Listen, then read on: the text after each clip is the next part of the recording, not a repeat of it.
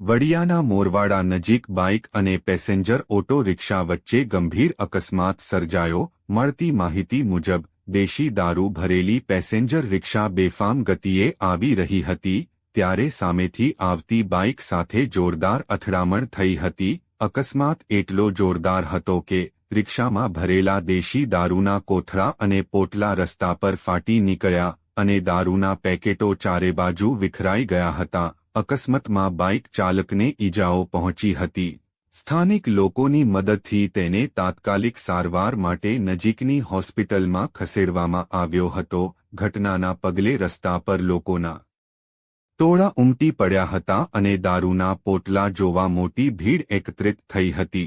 પરિસ્થિતિને કાબૂમાં લેવા માટે પોલીસને દોડધામ કરવી પડી હતી. વડિયા પોલીસ ઘટના સ્થળે પહોંચી સમગ્ર મામલે તપાસ હાથ ધરી છે. રિક્ષામાં દેશી દારૂ કયા સ્થળેથી લાવવામાં આવી રહ્યો હતો અને કોણ આ હેરાફેરીમાં સંડોવાયેલું છે તે અંગે પોલીસ દ્વારા વધુ તપાસ શરૂ કરવામાં આવી છે. અકસ્માત અને દારૂની હેરાફેરીને લઈને વિસ્તારમાં ચર્ચા જગાઈ છે. રિપોર્ટર સમીર ખોખર.